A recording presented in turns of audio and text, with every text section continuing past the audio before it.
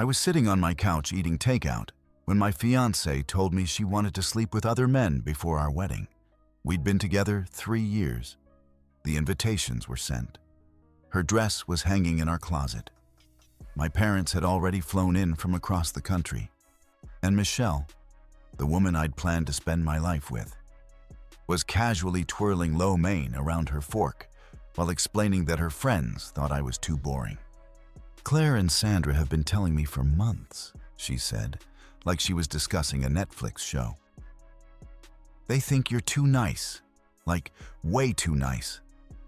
And I've been thinking, maybe I need some excitement before we settle down forever." I set down my chopsticks. "Excitement?" "Yeah, you know, something different. Claire's cousin Trevor just moved back to town, and she thinks we'd really click. He's got that whole bad boy thing going, motorcycles, tattoos. I just want to see what that's like before I commit to this." She gestured vaguely between us. I didn't yell. I didn't throw anything. I just felt something inside me go completely cold and silent. It wasn't anger. It was clarity. The kind you get when someone accidentally shows you exactly who they are. "So you want a break?" I said slowly. "Just temporary. A couple weeks, maybe. I love you, Stephen. I just need to get this out of my system."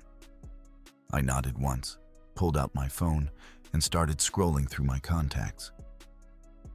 "What are you doing?" she asked. "Giving you exactly what you want." The confusion on her face would have been funny if this wasn't my actual life falling apart. I found the number for our event coordinator and hit call. "Stephen, stop. Reese Event Planning. This is Hayes speaking." "Hi, this is Stephen Bradley. I need to cancel the wedding scheduled for next Saturday." Michelle's fork hit the floor. "What are you doing?" Hayes sounded appropriately concerned. "Sir, the wedding is in 6 days. There will be significant cancellation fees." "I understand. Cancel everything under my name. The venue, catering, flowers, all of it." "Are you absolutely certain?"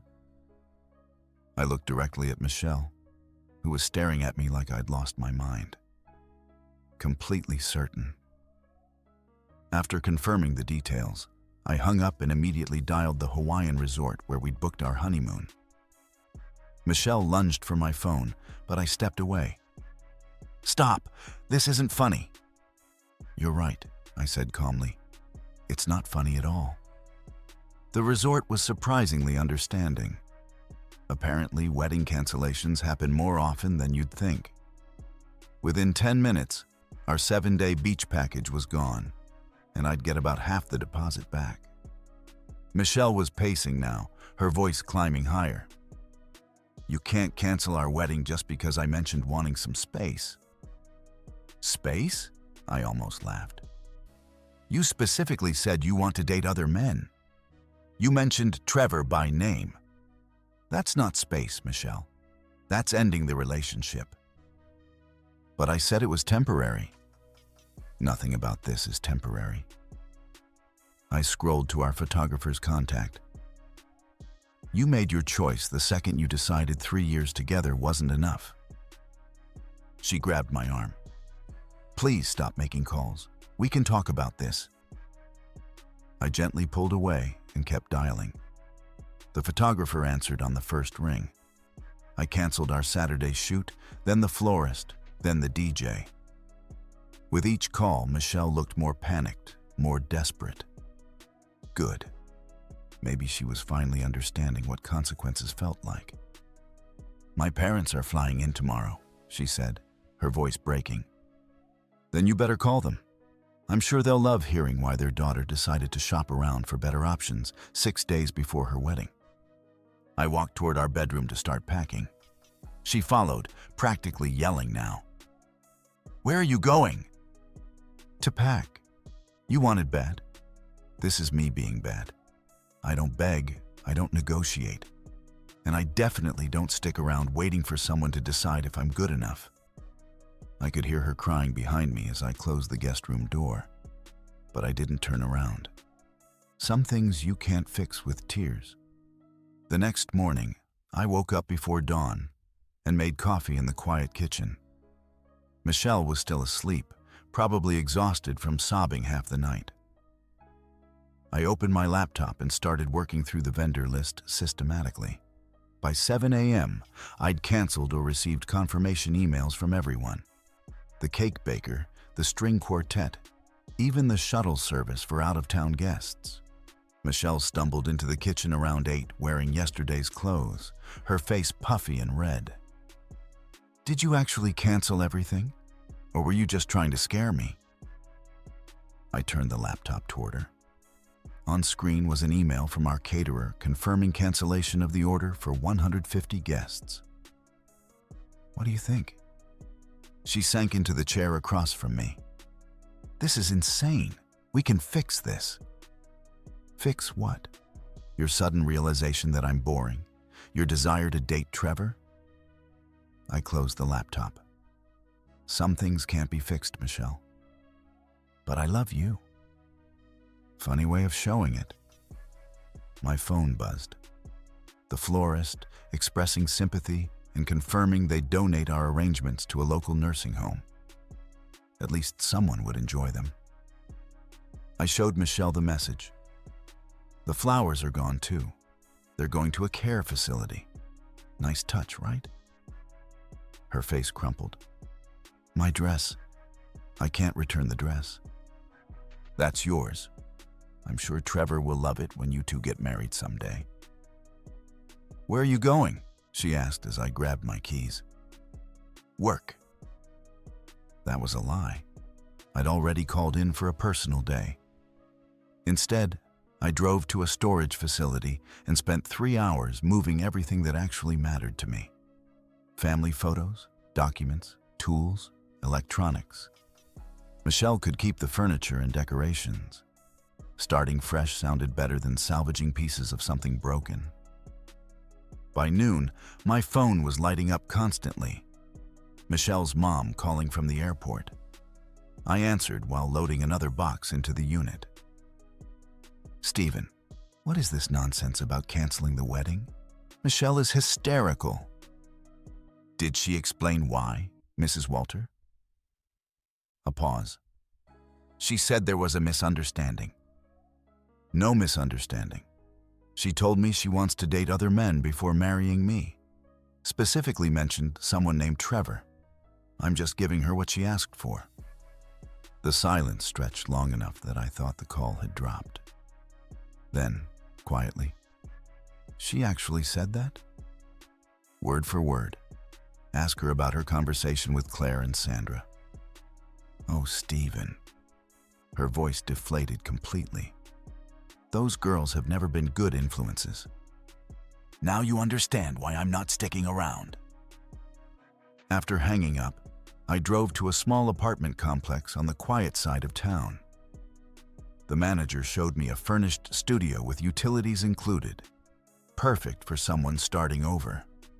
Month-to-month lease, cash up front, no questions asked. I signed the papers right there. When I got back to the house that evening, Michelle was waiting on the porch with Claire and Sandra. The same friends who'd convinced her I was boring were apparently now part of her crisis management team. "We need to talk," Claire announced, like she had any authority in this situation. "No, we don't." I walked past them toward the door. Sandra stepped into my path. "You're being childish. People say things they don't mean when they're stressed about weddings." I looked directly at Michelle. "Is that what happened? Wedding stress made you fantasize about dating bad boys?" Michelle's eyes darted between her friends and me. "It wasn't like that." "Then explain what it was like, because from where I stood, it sounded like someone who wasn't ready to get married." Claire jumped in. "Every bride has doubts. Doubts about the dress, sure. The venue, the menu. Not doubts about whether to sleep with her friend's cousin before walking down the aisle." Sandra's mouth fell open. Michelle looked mortified. "That's not what I said," Michelle protested. That's exactly what you said. You wanted to date Trevor because he's exciting, and I'm boring. I unlocked the door. Congratulations. You're now free to find all the excitement you want. As I closed the door behind me, I heard Claire whisper urgently, Michelle, what did you actually say to him? Too late for damage control now. Thursday morning brought authentic panic to Michelle's voice when she called me at work. The venue says they have no record of our reservation. I leaned back in my chair, watching morning traffic through the window. That's because there isn't one anymore. But I called them yesterday, and they said everything was fine. You called before I finished canceling everything. Try the caterer next. Stephen, please. My parents are here. My aunt flew in from Denver. Everyone's asking about rehearsal dinner details. Sounds like you have a lot of explaining to do. This isn't funny. You're absolutely right. What's also not funny is your fiancée casually mentioning she wants to date other men a week before her wedding. Silence, then smaller. I know I messed up. Messed up implies an accident. This was a conscious decision to prioritize your friend's opinions over our relationship. Can we please just talk tonight, face to face? I'll be home around 7, but talking won't magically restore canceled contracts. I spent my lunch break at the apartment finalizing paperwork. Simple lease, month to month, no complications. My phone buzzed constantly. Michelle's family members trying to mediate, friends asking what was happening. Even Michelle's dad called, and surprisingly, he got it.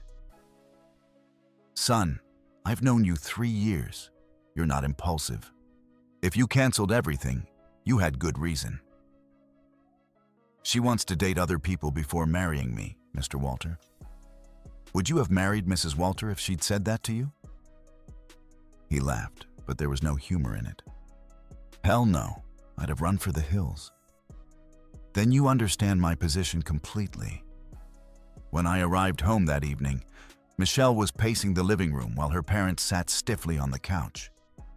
The atmosphere felt like a wake. Stephen? Mrs. Walter stood immediately. We need to discuss this rationally. There's nothing irrational about my response. Your daughter asked for space to date other men. I'm giving her exactly that. Michelle turned toward me, eyes swollen from crying. I called Claire's cousin, told him I'm not interested and never was. Good for you. Doesn't that change things? I set down my bag. Michelle, let me ask you something. If I had casually mentioned wanting to sleep with other women before our wedding, how would you have reacted? She opened her mouth, then closed it. If I told you Anna from my office thinks you're boring and I needed excitement before settling down, what would you have done? Her father shifted uncomfortably. Her mother looked mortified. That's different, Michelle whispered. How is it different? Because... She couldn't finish. Because you thought I'd just accept it. Because your friends convinced you I'm too nice to have standards. Mrs. Walter stepped forward. Stephen, surely there's room for forgiveness. People say things they don't mean. She didn't say it in anger. She didn't say it during an argument. She said it while eating dinner, casual as discussing the weather. That tells me everything about how seriously she takes our relationship. Michelle sank onto the couch next to her dad. I take it seriously. I love you. You love having a safe backup plan, someone dependable and boring who'll wait around while you explore your options. That's not true. Then explain why you felt comfortable discussing dating other men instead of, I don't know, talking to me about feeling unfulfilled in our relationship. The room went silent. Michelle stared at the carpet. Claire said every woman should experience different types of men before settling down. She finally mumbled. That nice guys are fine for marriage, but boring for dating. Mr. Walter made a disgusted noise. Jesus, Michelle. And you agreed with her, I continued. You looked at 3 years together and decided I wasn't exciting enough. You prioritized the opinions of friends over the feelings of your supposed future husband. I'm sorry. Sorry for thinking it, or sorry for saying it out loud. She couldn't answer. I walked toward the bedroom. I'll be out of here by Sunday. The lease runs through next month, so you have time to figure things out. Where are you going? Somewhere I don't have to wonder if my partner thinks I'm boring and inadequate. As I packed clothes into a suitcase, I could hear muffled arguing from the living room. Her parents were not happy. Good. Maybe they'd finally see what kind of influence Claire and Sandra had been. Michelle appeared in the doorway. This is really it. 3 years, and you won't even try to work through this. I paused, holding a sweater she'd bought me last Christmas. Michelle, you told me you wanted to date other men. You mentioned Trevor specifically. You said your friends convinced you I was too nice and boring. What exactly is there to work through? The fact that I realized I was wrong. You realized you were wrong, or you realized I wasn't going to tolerate it? She had no answer for that either. Friday morning hit like a freight train. When my phone started ringing at 6 a.m., I was already at my new apartment, unpacking boxes and enjoying the silence.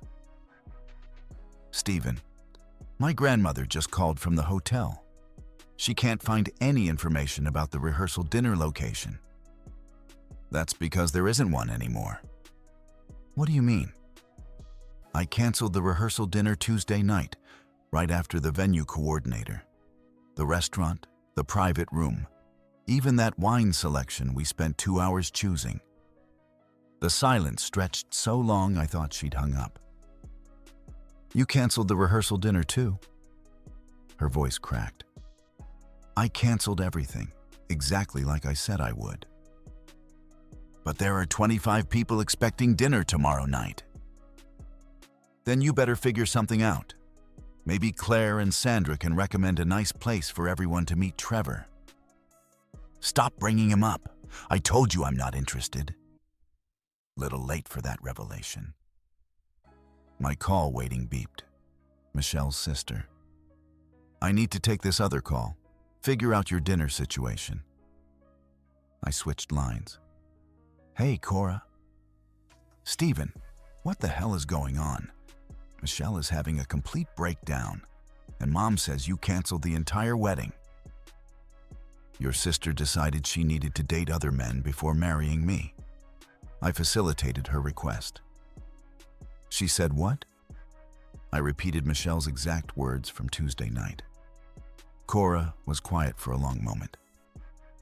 Jesus Christ, Michelle, she muttered. And she said this casually, like ordering pizza. Pretty much. I'm going to kill her. Then, quieter.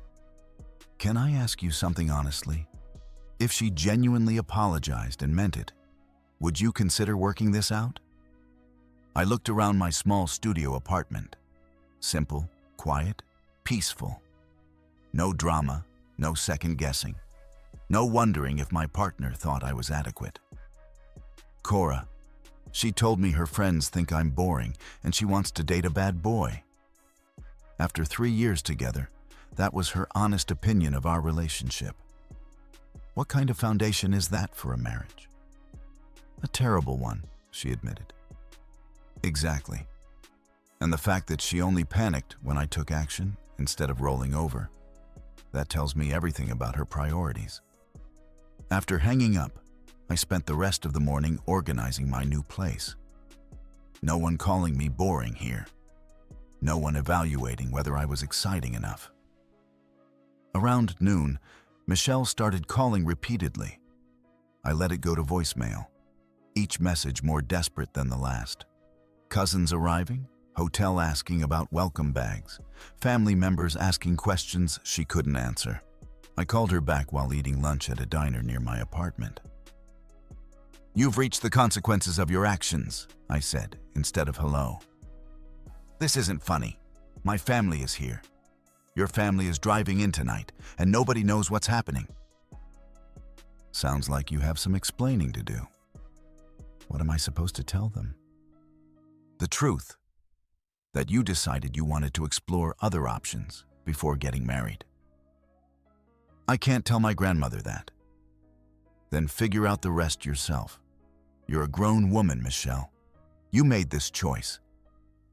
"It was one stupid comment." "One stupid comment that revealed how you actually feel about our relationship. Don't minimize this." My phone beeped. Michelle's dad. "I need to take this." Robert Walter wanted to meet man-to-man.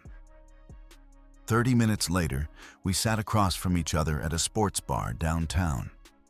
He ordered bourbon. I stuck with coffee. "She told me what she actually said to you," he started without preamble. "All of it. About wanting to date this Trevor character, about her friends thinking you're too nice." He shook his head. "I'm embarrassed, honestly." "It's not your fault, Mr. Walter." "Robert, and maybe it is my fault. We never taught her to value stability. Her mother and I had a rocky start, lots of drama and passion. Maybe Michelle thinks that's what love should look like. Drama and passion aren't the same as wanting to cheat." "No, they're not." He took a long sip. "Can I ask what would need to happen for you to reconsider?" I thought about it. "Robert, if Michelle had said she felt bored in our relationship and wanted to talk about adding more excitement, date nights, trips, new activities together, we could have worked with that. But she didn't want to add excitement to our relationship. She wanted excitement from other men. She specifically mentioned dating someone else before marrying me. That's not fixing a relationship. That's ending it." He nodded slowly. "When you put it like that, would you have married Mrs. Walter if she'd asked to date other men first?" "Hell no. I'd have walked away immediately." He finished his bourbon. "You're doing the right thing, son. I just feel terrible about the money and the embarrassment." "The money's a loss. But it's better than years of wondering if your wife really wants to be married to you." Saturday arrived with Michelle pounding on my apartment door at 7 a.m. I could see her through the peephole, still in pajamas, hair disheveled, looking like she hadn't slept in days. "I know you're in there, Stephen.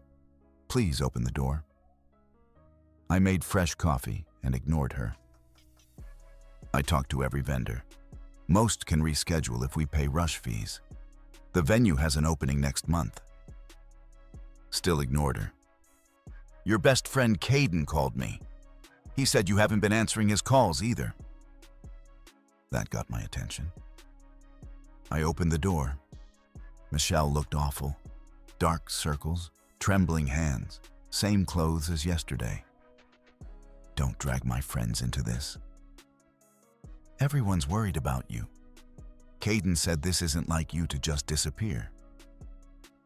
"Caden doesn't know what you said to me. Want me to tell him?" Her face crumpled. "Please don't. I'm already humiliated enough."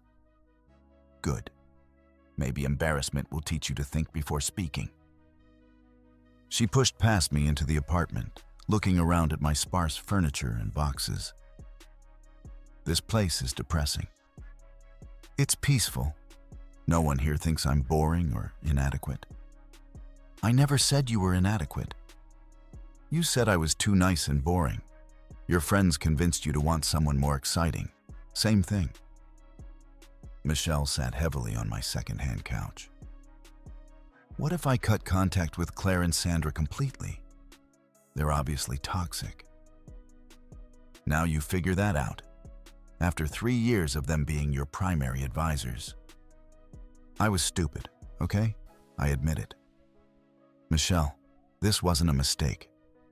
This was you revealing your honest feelings about our relationship. That's not true. Then explain why you felt comfortable discussing dating other men instead of talking to me about feeling unfulfilled. She was quiet for a long time. Because I didn't think you'd get this upset. There it is. You thought I'd just accept it because I'm too nice to have standards. My phone rang. Michelle's mother. Michelle begged me not to answer. I answered anyway. Mrs. Walter wanted to know if there was any possibility of working things out. I gave her the same answer I'd given everyone else. Her daughter asked to date other men before our wedding, and there's no working that out. After hanging up, Michelle tried a different approach. What if we postpone instead of cancel? Take time for couples counseling. Counseling for what? To help me become more exciting? To teach me how to be a bad boy? To help us communicate better? We communicated perfectly. You told me your friends think I'm boring and you want to date other men. Message received loud and clear. She stood up and started pacing. What do you want from me? I've apologized. I've offered to cut contact with Claire and Sandra. I've begged you to reconsider. What else can I do? Nothing. Because this isn't about what you said. It's about what you revealed about how you see me and our relationship. I don't see you as boring. You literally said your friends convinced you I was too nice and boring. But I disagreed with them. No, Michelle, you agreed with them. That's why you felt comfortable asking for a break to date other men. She sank back onto the couch, defeated. So that's it. 3 years together and you're just done. I'm done accepting disrespect. I'm done being someone's safe backup plan while they explore better options. She had no answer. Around noon, Caden showed up looking confused and concerned. Dude, what the hell? Michelle said you canceled your wedding because she made some comment about wanting space. She told you it was about wanting space? Yeah. Said you overreacted to her mentioning needing time to think. I explained what Michelle had actually said. Caden's expression shifted from confusion to disgust. She wanted to date other guys before your wedding, and she mentioned a specific guy. Trevor, her friend's cousin, the bad boy type. Caden shook his head. Jesus, man. I thought you were having some kind of breakdown. But if she actually said that, you did the right thing. That's not pre-wedding jitters. That's someone who's not ready to be married. Exactly. He stayed for an hour, helping me unpack boxes. Before leaving, he grabbed my shoulder. For what it's worth, you're not boring. You're dependable, loyal, and honest. If she can't appreciate that, it's her loss. Sunday was supposed to be everyone recovering from our reception. Instead, they all flew home early, confused and disappointed. But I was starting fresh, finally free from wondering if I was good enough. 6 months later, I was sitting in my favorite coffee shop when Michelle walked in. I almost didn't recognize her. She'd lost weight, cut her hair short, looked genuinely exhausted. She spotted me immediately and hesitated before walking over. Hi, Stephen. Michelle, I gestured to the empty chair. Coffee shop's public property. She sat carefully. How have you been? Good. You? Honestly? Terrible. She fidgeted with her purse strap. I guess you heard about Claire and Sandra? I hadn't, but I waited. They're not speaking to me anymore. Turns out they were never actually my friends. Claire admitted she was jealous of our relationship and wanted to see it fail. Sandra went along with it because she thought it was funny. Interesting. They spent 3 years undermining us, and I was too stupid to see it. Her voice was barely above a whisper. I lost everything because I listened to people who wanted to destroy my happiness. You lost everything because you prioritized their opinions over your relationship. She nodded miserably. I know. I've had 6 months to think about what an idiot I was. I sipped my coffee and waited. I tried dating Trevor, she continued. Lasted exactly 2 weeks. He's a selfish jerk who only cared about himself. Everything Claire said about bad boys being exciting was complete garbage. Sorry to hear that. No, you're not, and you shouldn't be. She finally looked directly at me. You were right about everything. I wasn't ready to get married because I didn't appreciate what I had. Glad you figured that out. Did you? She paused. Did you ever think about trying again with us? I leaned back, studying her face. The desperation was still there, but mixed with genuine regret now. Michelle, can I ask you something? Sure. If I hadn't canceled the wedding, if I just accepted what you said and waited around while you explored your options, where do you think we'd be now? She was quiet for a long time. Probably divorced within a year. Why? Because I would have taken you for granted. I would have assumed you'd always be there, no matter how I treated you. Her voice broke slightly. I didn't respect you enough to be a good wife. And now I understand what I lost. But I also understand why you won't take me back. I finished my coffee and stood up. Michelle, I hope you find someone who makes you happy. But more importantly, I hope you become someone who deserves happiness. Are you happy? She asked as I gathered my jacket. Yes, I'm with someone who thinks dependability and loyalty are attractive qualities, not character flaws. Her face fell. You're seeing someone? Anna from my office. Turns out she never thought I was boring. I smiled genuinely for the first time during our conversation. We're taking it slow, building something authentic based on mutual respect. That's good. You deserve that. As I walked toward the door, Michelle called out one last time. Stephen, would you have forgiven me if I'd figured this out sooner? I paused, hand on the door handle. Michelle, you didn't figure anything out. You just ran out of options and got scared. If Trevor had worked out, you'd still think I was the boring guy who overreacted. That's not true. It is true. You only want me back because dating a bad boy didn't work out the way Claire promised. I left her sitting alone at the table, probably crying again. But this time, her tears weren't my responsibility. Walking to my car, I thought about how different my life had become. The apartment had turned into a comfortable home. Work was less stressful without wedding planning consuming my evenings. Anna and I had genuine fun together, without constantly evaluating whether I was exciting enough. Most importantly, I'd learned the difference between being nice and being a pushover. Being nice meant treating people with respect and kindness. Being a pushover meant accepting disrespect to avoid conflict. Michelle had confused the two, and it cost her everything.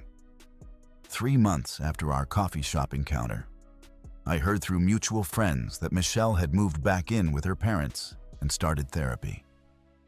Good for her. Everyone deserves the chance to grow and improve. But growth doesn't erase consequences. Some mistakes are too big to fix, and some trust, once broken, can never be fully repaired. I learned that being bad sometimes means having enough self-respect to walk away from people who don't value you. It means enforcing boundaries and accepting that not everyone will like or understand your decisions. Michelle wanted excitement and adventure. She got it. just not the way she expected. As for me, I found something better than excitement. I found peace, respect, and a partner who actually wants to be with me. Turned out the nice guy didn't finish last after all. He just stopped racing with people who were running in the wrong direction. Our story has come to an end. If you've made it this far, how about subscribing to our channel? It helps us immensely. I've selected 2 other videos for you that I'm sure you'll enjoy. Feel free to click on them. I'll be waiting for you in the next story.